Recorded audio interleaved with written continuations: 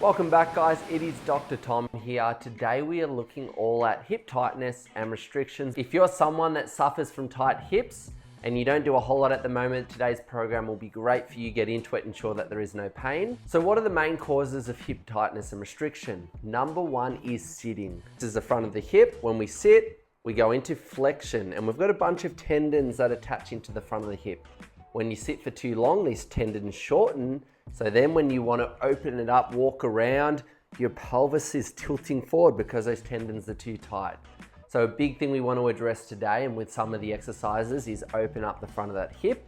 And if you are someone that sits during the day, try and stand up on the hour every hour and just do some of these exercises to open things up. Number two is stretching and lack of mobility. So if you're tapping on this video, you're probably someone that is lacking this. So make sure you add this into your daily routine. Once a day for 5 minutes a day only is better than doing one giant session a week. So remember that consistency outweighs one big session. As we went over with sitting, another one is muscle imbalances. And the main one I see in clinic is being too tight and dominant on the front. So through our hip flexors, our psoas, all these things on the front, and being inactive through the posterior or the muscles on the back, and the big one being the glute muscle. So if you can learn to be nice and strong and active through this muscle, which we don't use when we sit, that will open up the front of the hips and your mobility is going to start to come a little easier. Previous injuries or scar tissue, this is one I've had a labral tear. I always note that external rotation is a little limited through that side. And one that a lot of people overlook in the hips is stress and tension. So obviously this is a big thing in the upper traps and with the neck and shoulders, but we do carry tension through the hips as well. And let's not waste any more time, guys. We'll get into today's routine. It's a great one. Follow along and let's get those hips moving. For the first one today, to warm up the whole hip capsule region,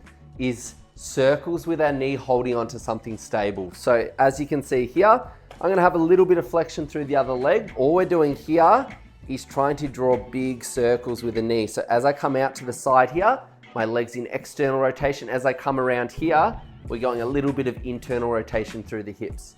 So all we're going to do here, guys, is 12 to warm up, 2 and 3. Try and make those circles as big as possible. There shouldn't be any pain.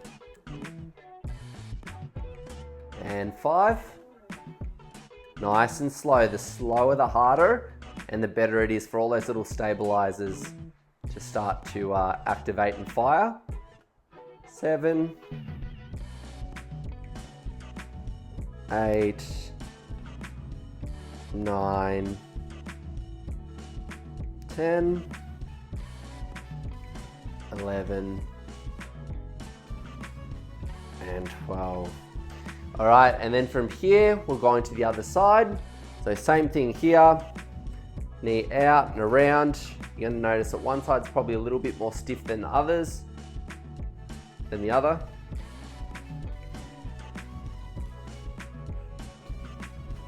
You wanna make sure we're not moving this hip too much. And that's 4, we're going all the way to 12. And 6. 7, 8, 9, 10, 11, and 12. Okay guys, so for the next one, we're going to go into a kneeling position here. What we're going to be doing here, we can go hands on the hips just to get a better feel for this. We're going to rock the hips forward. As I rock them forward, I want to try and tuck this glute. And we're just doing 8 repetitions here, hinging the hips, slowly feeling a little stretch through the opposite hamstring area just for 2 or 3 seconds. Rock the hips forward again as we breathe out. Slowly coming back. Feel that little stretch, that's 2. Really activate, try and tuck this hip under as we come through. And 3.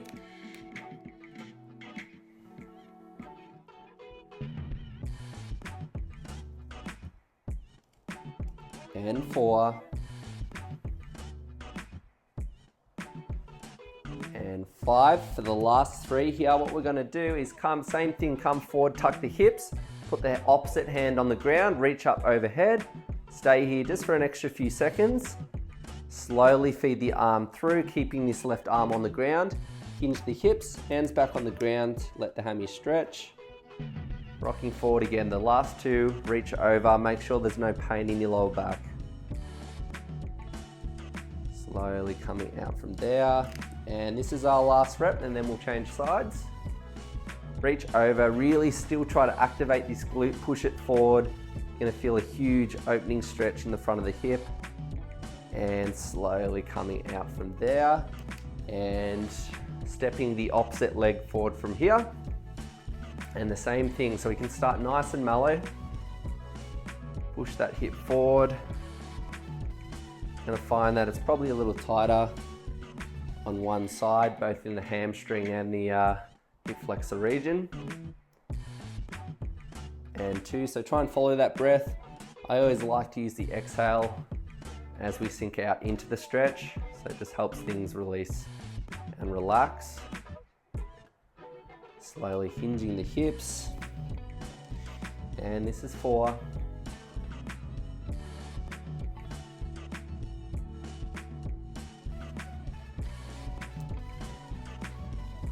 And 5. Really try and activate that glute, push the hips forward. We're going to go last 3. And remember the same thing as on the other side. Hand on the ground, reach up overhead. Side bend the spine away. Make sure that glute stays activated. Slowly up from there. Rocking the knee forward, hands on the ground, reaching up overhead. This is our second last one. Slowly coming up from there. Hinge the hips again, hands on the ground. And last one, rock the hips forward. Reach up overhead. And feel that opening through the front of the hips. And coming out from there. And let's go into the next one. So for the next one, we're going into a 90-90 position. All this means is we've got 90 degrees in the front leg, 90 degrees in the back leg. What we're going to do here, we can use our hands. The easy version is as you rock forward, use your hands to let yourself sink down. The hard version is keeping these thumbs into the armpits and letting your core control yourself all the way down. So if you haven't done mobility for a little bit, I suggest you start with your hands on the ground. Do this for maybe 3 or 4 weeks and then progress to the thumbs into the armpit region. But what we're doing here, guys, is once we progress to this, and if not, have the hands down here, let yourself sink into that stretch as you breathe out for 3 seconds. Slowly rock back. As we come up from here, lift the hips, push the hips and open them through. Same thing, activate those glutes, drive the hips forward. Slowly control the down phase. And then sink chest straight over that front knee. Up from there, rotate the body a little bit to where your hips are facing. Open up from there, activate the glutes. And we're just doing 7 aside here. This is for 3.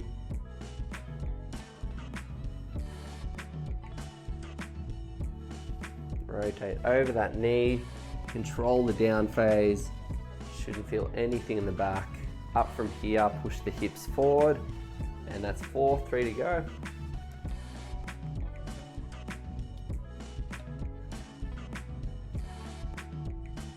And 5.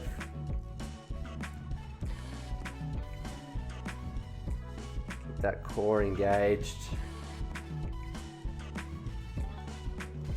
And last one. Push those hips forward, open them up. Slowly down from there, hands on the ground. We're going to change the legs around. So our left leg's going to be forward now. And the back leg is the right. Remember 90-90. As you go through, you're probably going to go a little bit more than the 90 degrees, so you'll end up flexing the knees a little bit more. That's fine, whatever's more comfortable for you. Okay, so the same thing on this side. If you're more comfortable with hands on the ground, keep them there. If not, you can go thumbs into the armpit. So from here, same thing, 7 reps. As you breathe out, sink into that stretch. You should feel it in the side of the bum. Up from there, rotate the bodies to where the hips are facing. Up from there, push the hips through. Hold, slowly control that down phase. None of this should be fast. Very slow, smooth, fluid motion. Up from there, rotate. Hips open up, push through.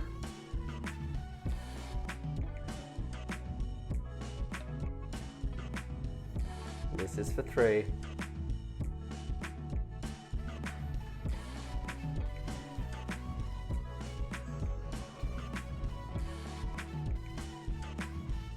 And lifting up, hips push through. 4.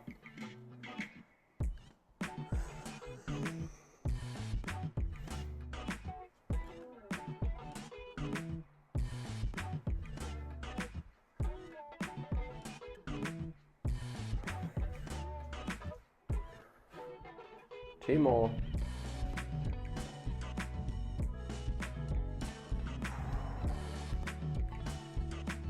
Hips push through. Last one, guys. Keep it slow, keep it controlled. Try and get that chest more over the knees on each rep. Remember, hands can touch the ground. And rotating the chest around, up from there, open things up. And perfect. Okay guys, so for the next one, we're gonna go into a prone position, which is this position here with straight legs. You're gonna start by stepping, let's start with the right foot. So stepping the right foot to the outside of the right hand. And then what we're going to do here, if this is enough of a stretch for you and you're feeling this, you can kick the back leg straight, try and drop these hips down towards the ground, get them as low as possible, and you're gonna feel a solid stretch there. If you want to add a little bit of salt and pepper to this, what we can do is slowly, on the toes, rock the toes so the foot's facing in. Slowly rock over the toes, so you rock the weight onto the outside of the foot. So you can sort of see my hips are moving here as well. Using the hands to support the weight transitioning from one side to the other. And with these little rocks, we're gonna go all the way up to 10. If you don't like the rocks or you feel like it's a little too extreme, we're just gonna go up to 10. So floss the hips all the way through, slowly bring them back. So we can just do 10 of these. If not, you can do the little rotations. They'll take you a little longer, but both really open up the front of the hips and are very good for you.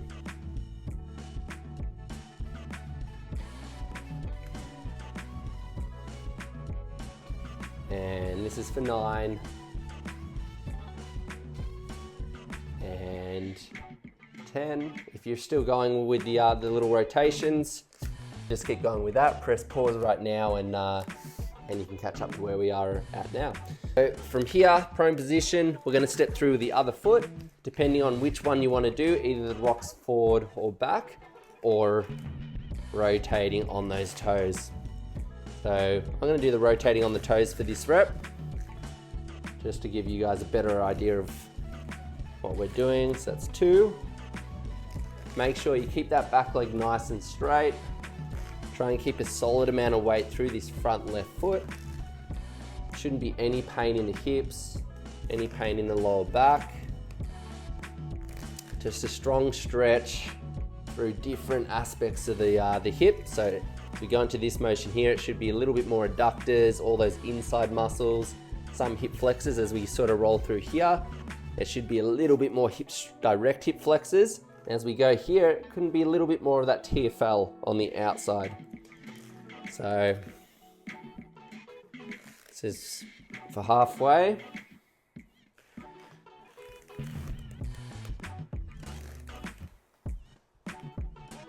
And 6.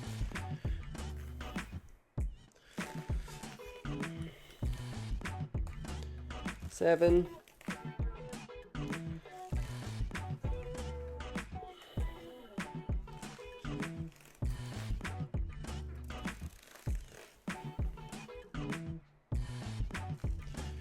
And nearly on the last one here, guys.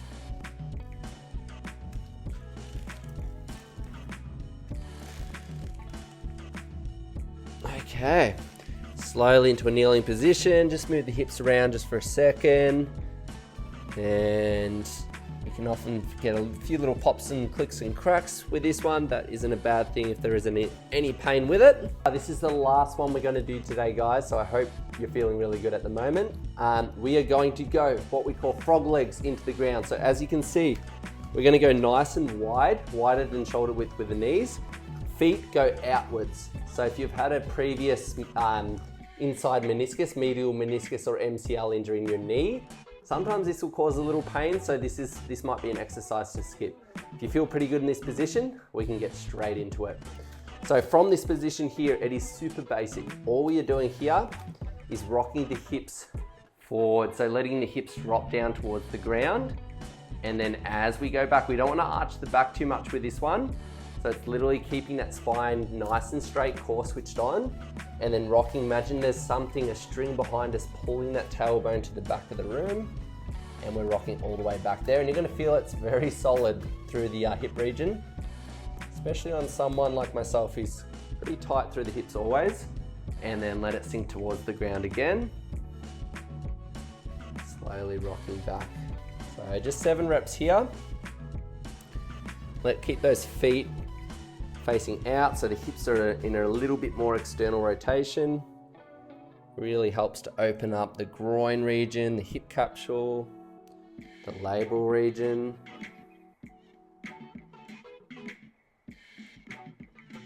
So trying to on each rep, try and get those hips a little further back. And then as you drop this way, let your hips drop further towards the ground. So we're trying to push that barrier back a little further on each rep we do here. And that's for 5. So we're going to do 2 more after this one, guys. So last 2 here. Keep it slow, keep it controlled. We should never rush through and do mobility fast. It's always at a slow, controlled pace. And this is for the last rep. So last one to the front, let the hips sink towards the ground. We're going to hold for a little bit.